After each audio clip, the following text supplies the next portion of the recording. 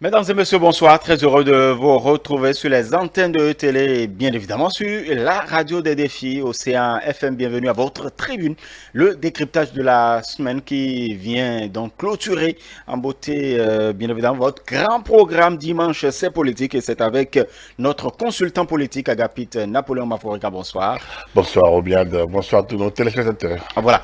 Avant donc d'aborder quelques sujets relevant de l'actualité nationale, on parlera de nos plateaux, hein. Les plateaux donc de dimanche, c'est politique, notamment l'entretien avec Bertin Kovi comme invité de Angèle Toboula. Bertin Kovi qui donne maintenant justement les raisons pour lesquelles il rejoint Patrice Talon. L'une des raisons, c'est bien la marche des femmes du 31 octobre 2020 qui n'a pas reçu ou qui n'a pas connu quand même une grande mobilisation puisque moins de à peu près 400 personnes ont été mobilisées à l'intérieur du Bénin. C'est une déception donc pour Bertin Kovi. C'est l'une des raisons qui l'a poussé justement à rejoindre Patrice Talon. Agapit Napoléon Maforika, en lecture globale justement de cet entretien que nous avons eu avec Bertin Kovi. Écoutez, moi j'ai toujours pris Bertin Kovi, excusez-moi, pas jamais au sérieux, hein, je vous jure. Ouais. Jamais au sérieux, parce qu'il a un style un peu trop brutal. Il a une manière de dire les choses. Mais j'avoue que j'ai écouté un homme pondéré, un homme lucide, logique. Je me suis dit, mais bon, il pourrait être ainsi. Entre les audios et aujourd'hui, exactement, il y a une différence. Donc tant mieux, il a ses raisons. Moi je parle à les commenter, libre à lui. Il a fait son mea culpa, enfin il a fait son introspection.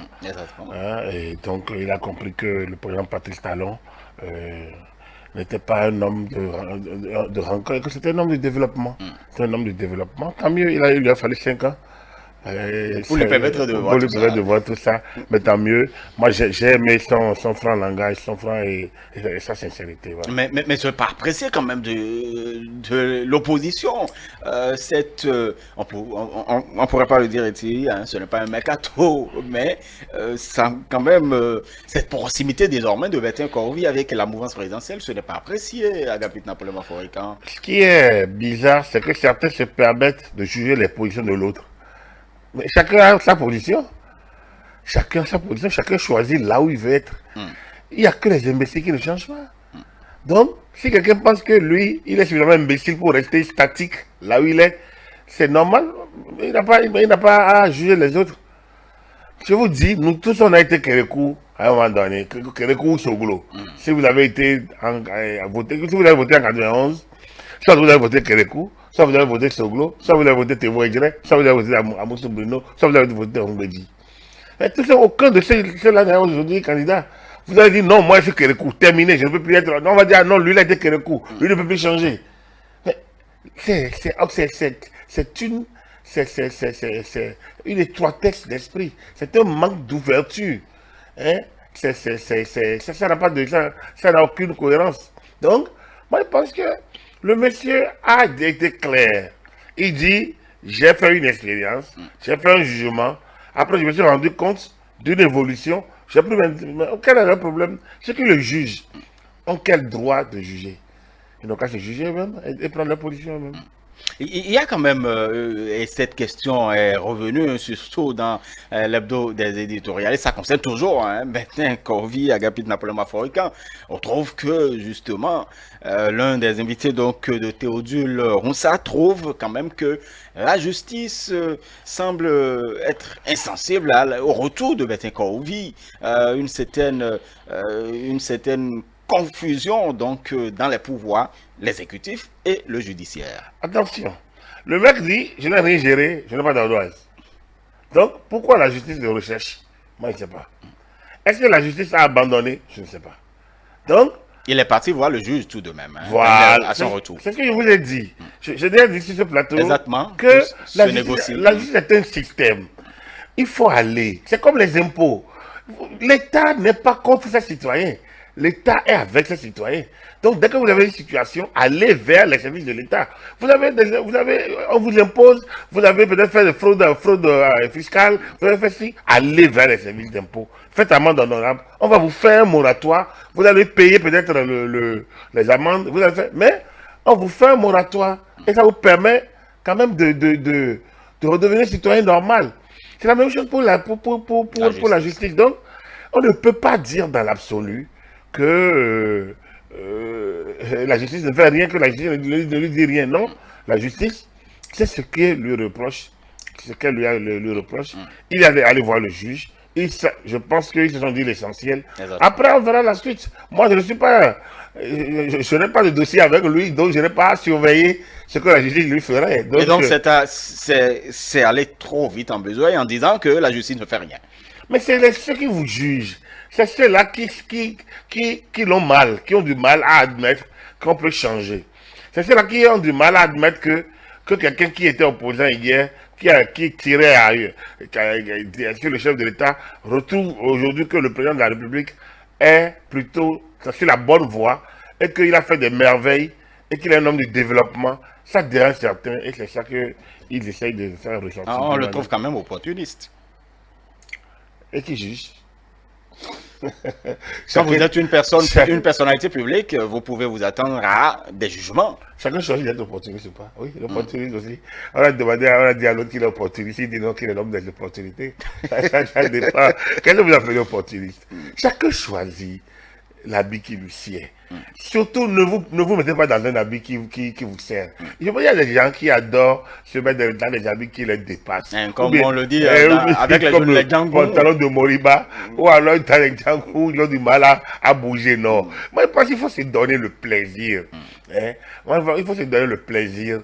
Vous savez, nous qui avons, moi comme j'ai dit, je travaille un peu avec la cellule de communication du président Yahi. Il y a 10 ans, nous étions autour de la présidentielle, je me rappelle, tout ça. Et puis bon, jusqu'à son élection, il y a même lorsque ils ont fait débarquer Zinsou, bon, on estimait que c'est pas le moment où on rebrousse chemin. Moi, je n'ai pas fidélité intellectuelle. Je me suis dit, bon, je ne suis pas encore aussi engagé. Moi, j'ai jamais pris une fonction officielle du point de vue, enfin, du fait de votre proximité. De ma proximité, j'ai jamais été nommé dans ce cadre. Mais il fallait aller jusqu'au bout. On est allé au bout. Mais je vous l'ai dit, moi, lorsqu'en août 2015, j'ai vu le président Patrice Talon. Je dis août 2015. Et vous pouvez encore revoir sur ma page Facebook. Lorsqu'en août 2015, j'ai vu le président Patrice Talon, l'homme d'affaires, à l'époque, il était à Paris. C'était une interview avec Mali Gomina. Mais quand je l'ai écouté, j'ai dit, mais quelle cohérence! Mais quelle cohérence! Je crois que vous l'avez dit sur ce plateau. Quelle cohérence! Je l'ai dit et je l'ai mis. Et j'ai mis ça sur ma page Facebook pour que ça reste comme trace. Tout comme le 4 avril 2017, alors que j'avais quelques mailles à partir avec le système, et je venais de quitter ma fonction à la NLC, le 4 avril, un jeudi 2017, je dis, si les députés devraient être conscients, ils devraient voter cette révision de la Constitution. Parce que c'est une chance unique pour nous développer. Parce que désormais, au moins le mandat unique est acté. Voilà 2 actes. Je n'étais pas proche. Personne ne m'a rien commandé. C'était personnel. Parce que c'est ma lecture des choses. On va dire, oui, après, on dit, oh oui, mais c'est le même qui était avec Yahi, ils ont bouffé Yahi, ils sont aujourd'hui en train de bouffer Talon, ils sont des régimistes. Parce qu'ils ne voient pas plus loin que l'analyse. Aujourd'hui, vous regardez autour. J'ai regardé la campagne du président et Talon. J'ai vu à Savalou, par exemple.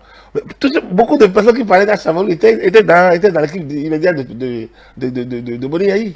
Notamment le ministre des Dadja, qui était notre ministre de la communication. Une tête bien faite, comme dirait l'autre en télécom à l'époque. Je pense que quand vous parlez de Dadja, c'est quelqu'un d'extraordinaire. C'est bien connu, parce qu'il a quand même un ancrage dans ce domaine. Voilà. Pourtant, il est avec Yahi.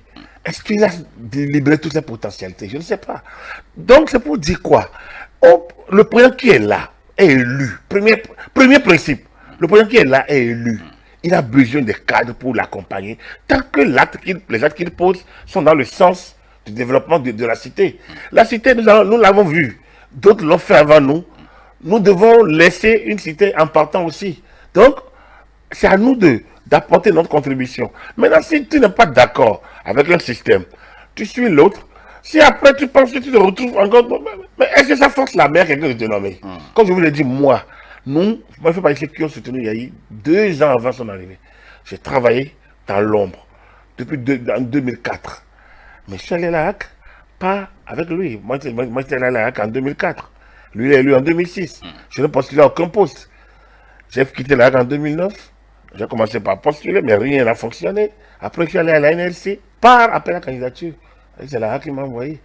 Donc, pendant 12 ans, moi, je n'ai pas attendu. Et je n'ai pas attendu. Et il sait qu'à chaque instant qu'ils ont besoin de moi, j'ai toujours répondu présent. Pourtant, je n'ai rien réclamé à personne. Rien réclamé à personne.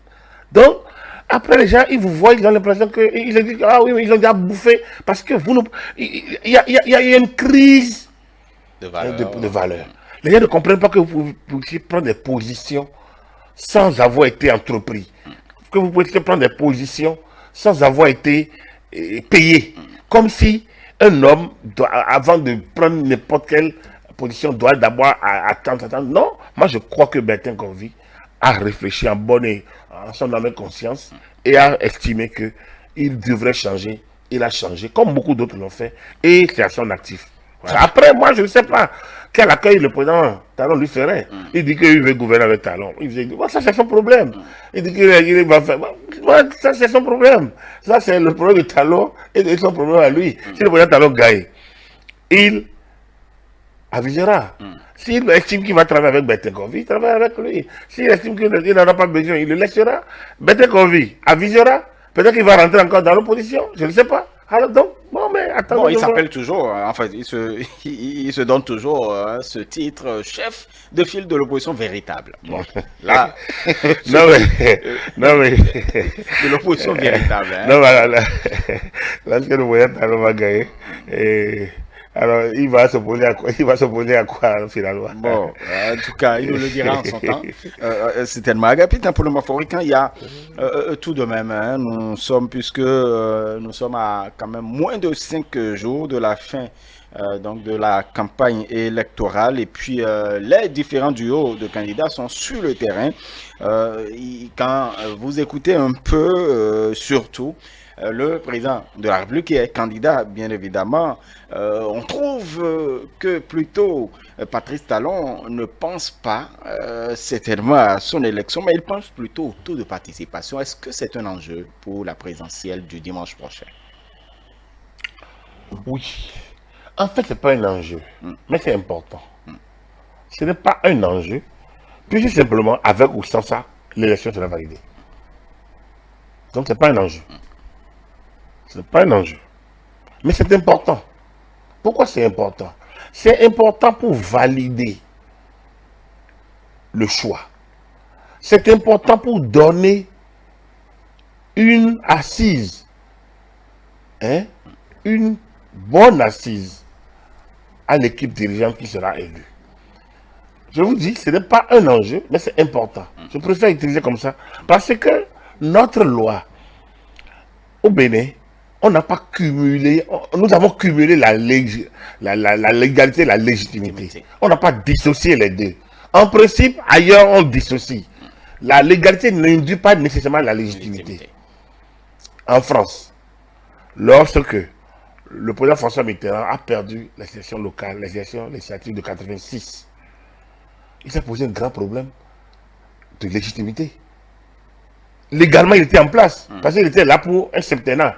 Élu en 81, il était là pour un septennat, il devait finir en 88. Il s'est fait que lors des élections législatives de 86, à 2 ans de la fin de son mandat, il perd la majorité. La question de savoir, doit-il démissionner ou faire avec? On a dit non, il ne peut pas démissionner. Le mandat présidentiel n'est pas le mandat parlementaire. L'élection qui avait eu lieu en 1986 était une élection législative. Donc le mandat présidentiel n'est pas le mandat législatif. Et donc, ils ne pouvaient pas démissionner. Et alors, ils sont allés questionner. Il faut nommer le Premier ministre parmi le chef de la majorité. Il a chargé le chef de la majorité, à l'époque Jacques Chirac, de former le gouvernement. Et donc, la première cohabitation dans l'histoire de la République, de la 5e République. Les Français n'avaient jamais imaginé un tel scénario. Et pourtant, c'est arrivé. Les Français ne l'avaient jamais imaginé. Et pourtant, c'est arrivé. C'est pour vous dire quoi? Donc, parce qu'il fallait cumuler, il fallait coller à la légitimité issue de scrutin législatif. Or, ce scrutin législatif a fait perdre la majorité au Parti Socialiste. Au Bénin, nous n'avons pas ce problème. Au Bénin, on n'a pas ce problème. On n'a même pas de taux de représentativité. On n'a même pas de seuil de représentativité. Il n'y en a pas. Parce que ce taux de participation, vous souvenez, lors des législatives passées, on en a tellement entendu. C'est vrai que cela ne valide pas l'élection véritablement. Apparemment, les élites s'y accrochent tout de même. Oui, c'est ce que je vous explique. Jusqu'à 2019, personne n'y pensait. Hein. Exactement. C'est à cause des élections de 2019 que les gens commençaient pas à y penser. Parce que comme ils ont demandé aux gens de ne pas venir, de ne pas sortir, de ne pas faire truc, et beaucoup sont sortis, et donc ils ont fait violence. Ils estimaient que bon, quand il y aura peu de personnes dehors, ils vont médire du système. Même s'il y a 5% de Béninois qui sortent, même s'il y a 5% de Béninois qui sortent pour voter, le scrutin sera validé. C'est la sincérité qui compte. C'est que ceux qui sont sortis, est-ce que leur vote est réellement pris en compte? Tant que leur vote est pris en compte, il n'y a pas de raison. Donc, par contre, il faut travailler à les faire sortir. C'est vrai. Il y a l'autre volet que je voulais développer, c'est que aller voter n'est pas une obligation. Sur le PPB, aller voter était une obligation. Sur la Révolution, moi je me rappelle, mon premier vote en tant que majeur, c'était une obligation.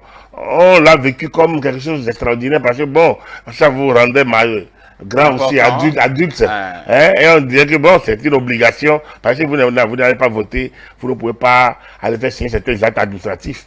Donc, votre carte d'identité et autres. Donc, du coup, on allait voter. Il y avait donc des mesures qui étaient mises en place pour pouvoir quand même obliger le citoyen parce que vous ne pouvez pas bénéficier d'un certain nombre de privilèges dans la communauté alors. Non, on estimait que quand vous allez vouloir signer votre carte d'identité nationale, on va vous dire d'amener votre carte d'électeur, des trucs comme ça. Mais bon, donc aujourd'hui, ce n'est pas obligatoire. Vous pouvez aller faire votre shopping, vous pouvez aller danser, vous pouvez aller à l'église, vous pouvez aller au champ, vous pouvez aller à un pique-nique, pendant que d'autres votent. Mais attention, ils voteront à votre place.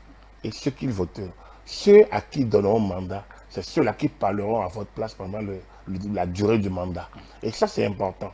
Donc, les appels à sortir, c'est de dire au peuple, sors pour élire ton chef. Sinon, demain, d'autres vont l'élire à ta place et tu seras obligé de subir. Attention. Donc voilà, c'est pas plus que ça. Si tu ne lis pas, tu ne sens pas, et l'État a même facilité aujourd'hui l'accès au vote. Tout à fait, avec les pièces, l'arrêté ministériel qui est sorti, voilà. Avec la carte scolaire qui s'y trouve. Voilà. Enfin, qui s'y retrouve. Donc, l'État a fait ce qu'il doit faire. Il appartient maintenant aux populations de faire ce qu'elles doivent faire. S'ils écoutent les sirènes de boycott, mais le vote aura lieu. En 2019, les gens ont fait sirène, le vote aura lieu. Ils crient Parlement monocolore, Parlement continue. C'est monsieur Parlement qui crie là, qui est notre Parlement, qui restera notre Parlement jusqu'en 2023, et qui agit, et qui a révisé la Constitution. Et c'est ça. Lorsque vous faites la politique de la chaise vide, le monde avance sans vous. Et ça va, on va les décisions s'imposeront à vous et vous êtes obligé de faire avec. Très bien. Donc, c'est important le taux de participation, ce n'est pas un enjeu, mais c'est important. On précise bien évidemment. On parlait de la campagne électorale. On avait envie, ou du moins, on projetait une campagne festive. Est-ce que, à mi-parcours, on est arrivé justement à cet objectif? Le caractère festif de la campagne électorale, en tout cas pour le temps que nous avons déjà passé, à moins de 5 jours donc de la fin, le caractère festif est-il perceptible, Agapit Tampelon Maforekan? Si vous retenez la première question. Pour moi, oui. Pour moi, oui. Pour moi, oui. J'entends, je regarde les candidats, chacun décrit ce qu'il doit faire. C'est bien, c'est bon. Candidat de l'étonnement, et on va mettre fin à l'aspirana. On va En 2 mois. On va développer tel endroit. On va regarder les affiches nationales. J'entends plein de choses, mais c'est amusant. C'est tellement amusant, c'est moi, je prends du plaisir à les écouter, c'est tout, voilà. Je prends du plaisir à les écouter. Je pense que la campagne se déroule très bien. Se déroule très bien. Les populations jouent le jeu, sortent. Les duos ont leur agenda. Leur soutien les appuie. C'est vrai, on sent que le candidat présidentiel a plus de marge autour de lui. Pourquoi? À cause des partis qui le soutiennent. Lui seul est soutenu par plusieurs partis. Donc du coup, on sent que sur le terrain, pendant que lui-même est ailleurs, il y a d'autres également, il y a d'autres partis pour lui. Mais n'empêche, les autres aussi font de leur mieux. Ils occupent le terrain et c'est déjà réactif. Est-ce que la présidentielle... Ce qui est, non, je voulais juste encore, faut que j'ai écouté un candidat qui ne dit pas de chaos, et que je lui ai dit de faire ce qui est pas. Il dit, attends, lui-même, attends, ce candidat-là, on aurait pu quand même dire que lui, il revendique le chaos. J'ai écouté donc, sur les anecdotes d'un peu de tout ce que j'ai entendu, je voulais revenir un peu sur ça. Il dit de faire en sorte qu'il n'y ait pas de chaos, qu'on désigne les gens qui doivent occuper les bureaux de vote pour surveiller, pas des types à qui on va dire, va m'acheter de l'arachide à côté. Et en attendant leur arrivée. On va bourrer. Donc, il dit, bon, lui, il n'a pas envie de gagner par chaos. Donc, en tout cas, on a entendu, hein, votre futur président vous parle. Oui, votre futur président vous parle. Voilà, par exemple. Donc, franchement, ça permet quand même, voilà, cette communion avec le peuple, un certain nombre de choses. Malgré Covid-19, la campagne médiatique également se poursuit. C'est une très belle expérience qui se poursuit. Oui, on attend toujours moi président. Ma président, effectivement. Sinon, tout le reste se déroule merveilleusement bien. Je découvre même des orateurs bien, dans tous les camps d'ailleurs. Tout à fait. Voilà. Il y a tout de même, parce que quand on parle de campagne électorale, on expose son projet de société, et justement, vous avez commencé par en parler. Est-ce qu'en réalité, quelle valeur le projet de société? Est-ce que l'électeur tient compte du projet de société, Agapit Nampelon Maforekan? Non. Le projet de société, pour moi, c'est les habitudes des grandes démocraties, hein, des pays développés. Dans nos pays, le projet de société était mieux décliné dans les systèmes de partis uniques. Hein. En tout cas, moi, j'ai grandi sur la Révolution, où de la base vers le sommet, on déclinait ces choses. Mais aujourd'hui, lorsqu'en 90, la conférence, on dit chacun fait son projet de société, tout ça là, lors des élections, projet de société, combien de personnes s'y retrouvent? C'est des idées que les gens vont aller chercher ici et là, et ils vont faire ce on crée la société la meilleure possible, mais on ne dit pas comment on va financer. Et ceux qui votent, le suffrage universel direct, dans nos pays d'analphabètes, c'est un vote civique. C'est un vote civique. Soit c'est un parent, soit c'est exactement. Proche, soit j'ai pris un t-shirt. Heureusement, il n'y a plus de exactement. Donc, voilà. Tel débarque de la ville pour dire, ah, c'est pour telle personne, il faut voter. Et tout le monde suit. Tout le monde suit parce que c'est grâce à telle personne que tel est là-bas, que tel arrive à avoir un véhicule, qu'il vient. Donc, vous voyez ici, le projet n'est pas grand-chose. Mais, il a le mérite d'exister pour les étudiants, pour les chercheurs, pour que les gens puissent l'étudier après. Par contre, ce qui est important, c'est le programme d'action. Vous savez, quand Patrice Talon parlait de nouveaux départs, très peu de personnes ont ça ressemble au changement, non? Ça ressemble à construire le Bénin du futur. Donc, on retourne aux anciens présidents. Exactement. Donc, mais lorsque le programme de l'action du gouvernement révélait le Bénin révélé, là c'est beaucoup plus différent. Parce que c'est une équipe qui a en place, Qui a la mise en œuvre. qui a la main, qui a les moyens de l'État et qui a une ambition, qui peut mettre en place l'ambition. Et on a vu de manière concrète que l'ambition a été mise en œuvre. Donc, les projets de société, bon, il y a quand même une minorité qui tient à cela, surtout grâce au débat. Bon, ça se passe si à second tour. Nous essayons de découvrir ce que chacun pense faire pour le Bénin.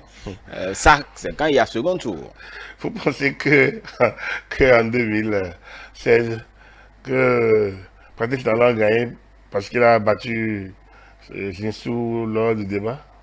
Certains indécis ont quand même été touchés, Agapit Napoléon Afroca. Bon, évidemment, si c'est des indécis, Patrice Talon, je pense qu'il avait 60. 65%. Très bien. Donc, même sans être des indécis, il aurait fait 60% sans doute, peut-être. Et il serait passé. Non.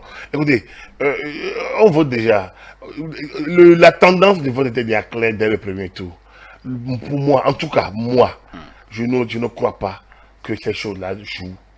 Ça jouera peut-être le jour où Est-ce que la réforme de ces partisans ne devrait pas passer par là aussi? Non, attendez, ça jouera le jour où les positions sont étriquées, où les voix sont presque, où le chant, Le score. les scores, voilà, ça pourrait jouer. Mais vous parlez de système partisan, non, c'est pas une affaire de système partisan. C'est pas une affaire de système partisan, c'est une affaire de masse qui vote. Pour moi, sous nos cieux, le vote est un vote collégial. C'est pas un vote individuel. Le vote, il est collégial. Il n'est pas individuel. L'électeur ne vote pas sincèrement. On lui dit de voter et il vote. Le scrutin est secret. Mais le votant, quand vous prenez 10 votants, je suis convaincu que si c'est vote, c'est qu'on leur dit de voter. Donc du coup, c'est notre réalité. Il ne faut pas qu'on tourne autour de ça. C'est comme ça fonctionne. En fait, c'est un système de grands électeurs qui ne dit pas son nom. C'est un système de grands électeurs qui ne dit pas son nom. Parce que le gars, il va seul dans son urne. Et il met le cachet. Il peut ne pas voter ce que vous lui avez dit de faire. Mais quand on prenait 10, 6 votes. Et donc... Voilà, Agapit Napoléon Afroca, il y a tout de même... quand on fait une analyse comparée de ce qui se passe depuis quelques années où il y a des élections, j'ai bien l'impression, où je vous fais la question de savoir, aimons-nous les polémiques avant la tenue des élections? Vous avez fait le même constat? Adorons-nous les polémiques avant les élections? C'est-à-dire l'approche des élections. Oui, mais c'est ça, vous voyez tout le temps la paix. Pourquoi? Je vous ai déjà dit, pourquoi on doit passer le temps à dire la paix? L'élection n'est pas une guerre. L'élection n'est pas un moment de guerre, c'est le moment du choix. Mais c'est une période sensible. Ça ne devrait pas l'être. Si les règles du jeu étaient maîtrisées, connues par tous, c'est le moment où on met un mandat en jeu. Est-ce que la Coupe du Monde est un moment de guerre? Pourtant, les enjeux sont colossaux. Les enjeux économiques, les enjeux financiers, les enjeux sportifs, ils sont nombreux. Pourtant, la fête a lieu. Est-ce que la CAN, les phases finales donnent, en dehors des équipes qui se battent pour les primes, mais sur le terrain, c'est la fête. On ne peut pas prendre les élections pour les moments de guerre. Ce n'est pas la même chose, Agapit Napoléon Afroca. C'est les élections, c'est la destinée quand même de tout un peuple qui est confié à un homme. En tout cas, pour moi, ça ne devrait pas être le cas. Ça veut dire quoi? Et pourquoi ça ne soit pas le cas? Il faudrait qu'on ancre, il faut que les règles du jeu soient ancrées totalement dans les pratiques. Et que les gens soient obligés. Ce qui se passe, c'est que nous avons laissé passer, au nom d'une certaine paix, des situations où chacun choisit quelle loi lui veut embrasser, quel organe lui aime, quel organe lui n'aime pas. On peut déblatérer sur les autres, on peut médire des autres sans en souffrir, sans devoir en répondre. Ça ne doit pas être le cas. On ne peut pas continuer sur cette lancée. Quand vous médisez vous me dites, c'est pas quel est français, il faut. C'est quoi les deux. Oui, vous me disiez. Quand vous dites des choses hein, à l'encontre des institutions, quand vous dites vous faites des affirmations à l'encontre des règles du jeu, et vous n'apportez pas vos preuves, normalement, la loi doit s'appliquer à vous. Moi, je reviens encore à cet article 34 là. Le patron républicain, et puis... on dit que le respect de la Constitution, de l'ordre constitutionnel, est un devoir sacré pour chaque citoyen. Et celui qui ne le respecte pas, comment on le sanctionne? On n'a pas réglé ça. Donc, ça fait que chacun y va comme il veut, attaque l'État, affronte l'État, draine des populations derrière, affronte les institutions et même rallie des ONG, nationales comme internationales, et crée le bordel. Vous avez vu la dernière sortie d'Amnesty International? Vous avez vu l'Amnesty International sortie en France ou sortie en Russie avant les élections? Oui, en Russie, ils font ça. Ils regardent les démocraties affaiblies, les démocraties un peu... et ils essayent de faire leur sortie.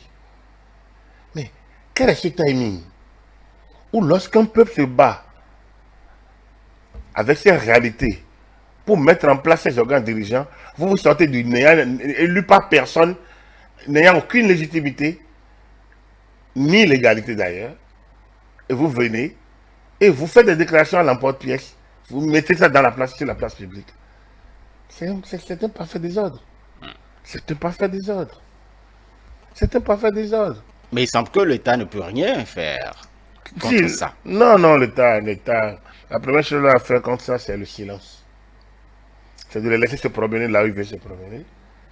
Et après les laisser publier ce qu'ils ont envie de publier. Mais quand c'est pertinent, il faut en prendre... Qu'est-ce qui est pertinent? Lorsque vous offrez là, en Europe, je vous l'ai dit, les nôtres qui sont là-bas, aux États-Unis, en Europe, dans les grandes démocraties, savent que la force reste toujours à la loi. J'ai écouté dans le duel aujourd'hui, tout à fait, Lukman que la loi n'est pas au-dessus. La loi est au-dessus du citoyen. C'est la dictature de la loi. Vous ne pouvez pas vivre en commun sans que la loi ne vous... si la loi est mauvaise, vous vous retrouvez encore pour refaire. Mais elle, dès que vous le refaites, elle est au-dessus de vous. Sinon, vous ne pouvez pas vivre ensemble. Sinon, on ne peut pas vivre ensemble. La loi est au-dessus.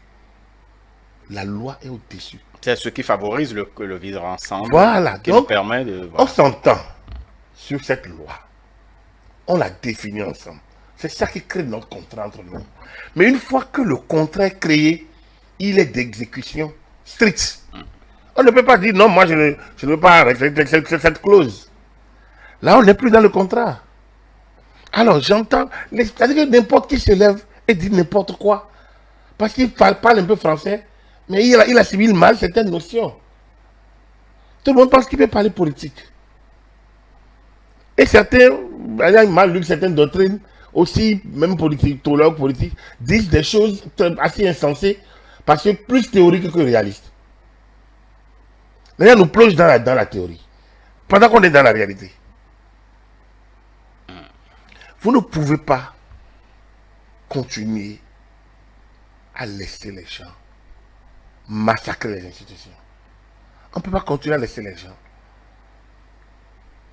qui n'ont pas de légitimité, qui ne sont élus par personne, qui n'ont que leurs droits à eux, pour dire je veux, je ne veux pas, j'accepte, je n'accepte pas. Ça c'est eux, intrinsèquement ils ont ce droit. Mais après, ils ne peuvent pas entraîner une fronde. Comme ceux-là qui pensent qu'ils vont faire des choses de 6. Et justement, on en parle maintenant. Justement, vous parlez de la loi, et puisque il y a eu une modification donc de la Constitution, compte tenu donc des élections générales, et donc, mais nous sommes d'ailleurs à la veille du 5 avril. On en a tellement entendu parler le 5 avril. Qu'est-ce qui se passera, Agapit Napoléon Maforé, quand vous nous avez déjà confié ici, sur ce plateau même, que rien ne se passera.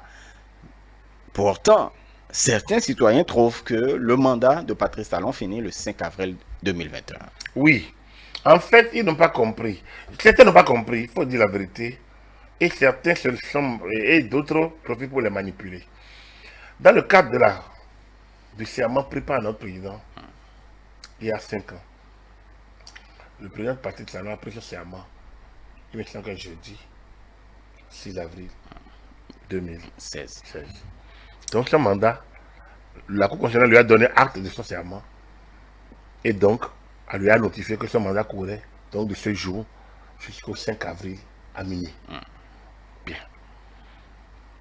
Dans le cadre de la Constitution du 11 décembre 1990, il se fait que cette Constitution a subi une révision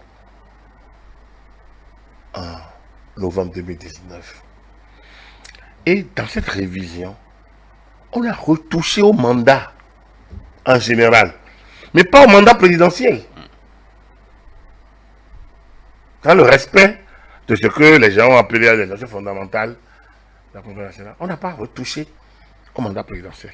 Mais en alignant les mandats, on a estimé que le nouveau président, le président de 2021, prendrait fonction le 4e dimanche du mois De mai. mai. Précisément le 23 mai. Ça veut dire le 23 mai. Dès lors, si l'un doit prendre fonction, celui qui doit remplacer celui qui est là, le 23 mai, celui qui est là ne va pas quitter. Qui va prendre le temps qui reste est occupé par qui? Donc, c'est un encours. C'est que ce dont nous parlons, il y a une situation qui court. Il y a une situation nouvelle qui arrive. Il faut lier les deux pour continuer pour la continuité de l'État. Le principe, c'est que lorsque vous êtes mandaté, vous ne pouvez pas quitter ce mandat tant que votre successeur n'est pas connu. Sauf si les dispositions spéciales l'ont dit clairement que à la date échue, vous laissez le mandat à un autre. Sinon, votre successeur doit être régulièrement désigné et vous lui passez la main. Ça, c'est même un principe simple. Et donc, c'est la compréhension qu'on doit Non, avoir. c'est même un principe simple. Mais ici, dans le cas d'espèce, c'est tellement clair. Le peuple, le constituant, le peuple qui a révisé la constitution du 11 décembre 90 en novembre en 2019, a estimé que le mandat de celui qui est là finit à la prise de fonction de l'autre, c'est-à-dire le 23 mai. Mais si le peuple le dit, qui peut le combattre? On m'a dit, j'ai entendu quelqu'un ce matin dire que qu'ils vont faire référendum. Même à l'Agora, même à Athènes, la démocratie athénienne, quand on parle de la démocratie directe, c'est juste une miniature. Ça ne peut pas. Quand vous voulez gouverner par référendum, la démocratie directe, comment vous voulez gouverner par référendum? Même la Suisse, dont on parle, est obligée d'aller canton par canton parfois. Comment vous voulez gouverner par démocratie directe? Vous êtes obligé de gouverner par des représentants élus. Il dit que la Constitution ne peut être révisée que par référendum. Mais bien sûr. Mais si la Constitution là avait été soumise au référendum, il pense que ça allait être rejeté. Donc, la Constitution elle-même. Et puis d'ailleurs, en attendant que lui, il vienne pour soumettre tout au référendum, il se fait que la Constitution de 11 décembre 1990 a prévu que ils peuvent être révisés par les députés dans des conditions particulières. Et ces conditions sont remplies. Et les députés l'ont révisé.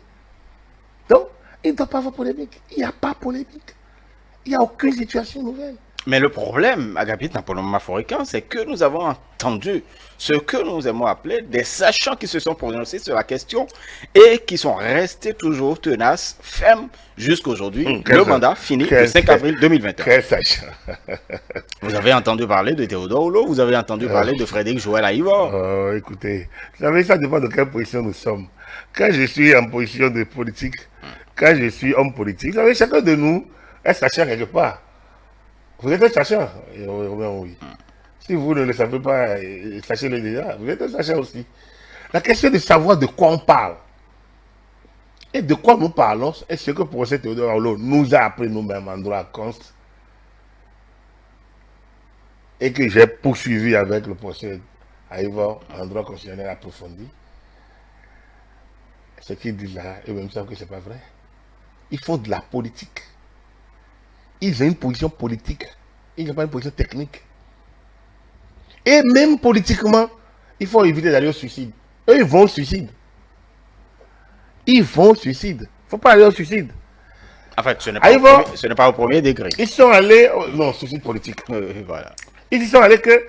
Moi, je dis, si vous m'avez un conseiller du prochain Evo, qui a réussi à faire le tour du pays, à écouter, à parler avec des gens, j'ai bien aimé le dialogue itinérant. Mais tu n'avais qu'à demander ton parrainage et aller aux élections. Tout au moins te mesurer déjà, voir qu'est-ce que tu pèses et prendre date. C'est quand même un garçon intelligent. Il rentre dans une bataille, une fronde contre les institutions. Pour constitutionnaliste, ça pose un problème. Ça pose un problème. C'est parce qu'il sait que ce qui est prévu là est dans toutes les actions législatives, c'est des possibilités. Écoutez, notre constitution de 1990 a prévu vers la fin, article 153.2 ou 157, je peux me tromper, pour dire que en attendant la mise en place des nouvelles institutions, le Haut Conseil de la République et le gouvernement de transition restent en place jusqu'à la mise en place totale de toutes les institutions. Voilà. Alors qu'ils n'ont qu'un seul mandat. Un an. Le mandat qu'on leur a donné, c'était 1 an. La Conférence nationale leur a donné 1 an. La charte de transition, 1 an. Alors, si 1 an, ça veut dire que leur mandat termine, fini le 1er avril. Ils n'ont plus fonction le 1er mai, le 1er mars. Le 1er mars. Donc, normalement, le 28 février. Mais le Premier ministre est entré en fonction le 15 mars. Et on a dit, le président de la République doit prendre fonction plus tard, le 1er avril. Mais le 1er avril, le président Soglo était malade. Il était malade. Finalement, c'est le 4 avril qu'il a pris fonction. Donc, il y a déjà 4 jours. Qui a payé ces 4 jours? Bon, on trouve que ce n'est pas beaucoup. C'est pas beaucoup. Très bien. Qui a volé un nœud?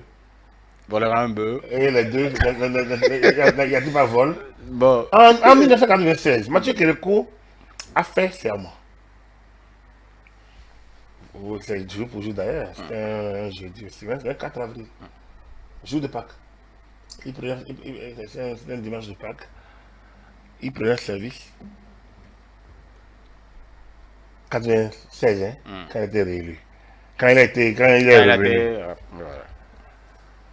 Et il a fait son serment sans citer les mannes de nos ancêtres. La Cour constitutionnelle l'a repris le 6 et il a refait le serment. Du coup, le mandat qu'il a commencé le 4, avec la formation du gouvernement ou bien quoi, les actes qu'il a pris le 4 n'ont pas été repris. Et son mandat est terminé en... La preuve, il a refait le second serment en 2001, le 6 avril. Et c'est comme ça que le 6 avril est devenu la date. Les députés, même chose. C'était d'abord le 1er avril. Après, on est monté. C'est pour dire quoi? Mais c'est des pratiques législatives constantes et courantes et connues. Ça ne crée pas une situation nouvelle particulière. C'est une situation transitionnelle liée à l'existence d'un nouvel acte qui vient chevaucher l'acte actuel et on crée les arrangements qu'il faut pour éviter pour ajuster. D'habitude, c'est dans les dispositions transitoires et finales. Le législateur dit ce qu'il fait. Quand on a créé la charte des partis politiques, quel était le problème? Les partis politiques existants avant l'adoption de la présente charte ont jusqu'à 6 mois. Ça veut dire quoi? Le législateur, c'est ce que le législateur a voulu ça. C'est des pratiques constantes connues. Regardez, Je vous ai parlé du Haut Conseil de la République. Mais ce Haut Conseil de la République, qui était mis en place pour 1 an, n'a disparu qu'en 1993. A fait 3 ans dans son volet coup constitutionnel. Pourtant, il a fallu la démission aussi. De mon sein de tout ça. Et de beaucoup de membres. Le Haut Conseil est tourné à 3 ou à 4. Donc vous comprenez que pourquoi ces actes ont toujours été respectés. Si on devrait s'en tenir au mandat strict ici de la Conférence nationale, le Haut Conseil de la République n'avait qu'un mandat d'un an. D'un an. Et on devrait alors lui revoter un autre mandat, ce qui n'a pas été fait. Donc, ces actes de transitoire qu'on sont connus. Et dans le cas d'espèce, on est dedans. Il y a un encours, il y a une nouvelle situation, on crée la jonction, disposition transitoire. Alors, et de toute façon, ça ne reviendra plus. Donc, voilà un peu la situation. Alors, mais quand on a fini de dire tout ça, mais quand les gens, c'est pourquoi il dit que les gens sont quand même dans des situations quand même pas chaudes. Quand toi-même tu es candidat pour aller, c'est ça, je rejoins Kovi. Quand toi-même tu as déposé ta candidature pour aller aux élections le 11 avril, si tu as eu tout pour aller aux élections le 11 avril, donc tu vas marquer le 6 avril pour dire non, je prends d'abord, j'arrache le pouvoir celui qui est là avant d'aller aux élections. Non, soyons sérieux. Il faut, et pour attraper les gens qui se sont mis à écrire, comme l'a dit, je pense que Béonvier a eu le temps de les narguer comme il fallait quand même, de créer des pages d'ampliation pour demander que les forces de l'ordre prennent leurs dispositions, prennent leurs responsabilités le 6 avril. Mais ils sont qui? Ils sont qui? Ils sont des citoyens comme moi. Devrions-nous avoir peur? Non, pas du tout. Parce que le peuple, vous savez, notre ami, je vous ai déjà parlé de l'armée béninoise. C'est une armée républicaine. L'armée béninoise a déjà dépassé le niveau mental et psychologique de beaucoup de nos compatriotes là. Et surtout ceux qui s'essayent à la politique. L'armée béninoise n'est plus à ce niveau-là. L'armée béninoise a été manipulée, a été utilisée, a été tellement utilisée et après vouée aux gémonies pendant longtemps qu'elle a compris qu'elle ne peut plus continuer à jouer le jeu des politiciens qui n'ont pas de logique dans leur fonctionnement. Et la loi de déclaration de 90 est restée constante jusqu'à aujourd'hui. Nous avons une année républicaine, nous avons un peuple responsable. Je pense que rien ne se passera. Rien ne se passera demain. Le 5, le mandat de la campagne se poursuit. D'ailleurs, le chef d'État est attendu dans des localités demain. Il me semble que le 6, il ne bougera pas. Il va rester à côté. Donc, ce serait bien qu'il reçoive quelques... Et selon...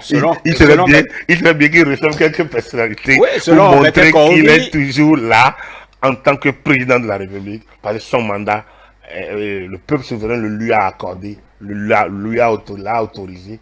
Et il est le garant des intérêts de ce peuple-là. Donc, du coup, le 6... Bon, selon Bertin Korovi, il sera reçu au palais de la République le 6 avril. Tant mieux pour lui, et j'ai l'envie. On attend de voir. J'ai l'envie bien, mais j'espère que...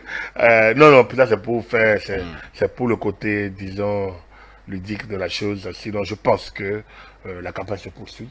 La campagne se poursuivra le 6 avril. Rien n'est taillé dans du marbre. Si le Haut Conseil de la République, qui a été Haut Conseil de la République, coup constitutionnel, et si je vous sors des décisions qu'ils ont pu prendre dans ces moments-là, alors que leur légitimité, le cadre de la légalité était déjà terminé, vous allez voir qu'on fait un faux débat, aussi bien de droit que politique. C'est un truc, ça n'a pas de sens, ça n'a aucun sens. Donc, en résumé, rien ne se passera le 6. Enfin, il se passera que la journée se déroulera correctement bien, comme une journée de campagne électorale. Donc, une autre journée festive. Et on va suivre les duos de candidats. On va suivre les duos de candidats. On va suivre notre président, notre président qui nous parle. Peut-être qu'il va nous dire un mot. Pas en tant que candidat, en tant que président. Non, l'autre président. Ah, notre futur président. Notre futur président. Voilà. On va peut-être l'écouter s'il nous dit autre chose. On va écouter peut-être le duo de l'étonnement nous dire des choses étonnantes. Et peut-être le duo Tal va nous dire aussi également peut-être d'autres choses. Ah, ça, j'aime bien. Tal. Voilà, donc je pense que il faut autant rire et avancer. Voilà. Très bien. Merci beaucoup à vous, Agapit Napoléon Maforekan. Vous êtes notre consultant politique à ETL, expert électoral par ailleurs. Mesdames et messieurs, merci donc d'avoir suivi votre émission, le décrypteur de la semaine. Merci donc de rester fidèle à Dimanche, c'est politique. Toute l'équipe vous revient dimanche prochain avec le même plaisir. Dimanche prochain, c'est déjà l'élection présidentielle, le scrutin. En tout cas, ETL, vous n'oubliez pas, vous restez avec nous pour suivre l'information et le décryptage de l'actualité au fur et à mesure. Merci, agréable suite de soirée à chacun et à tous.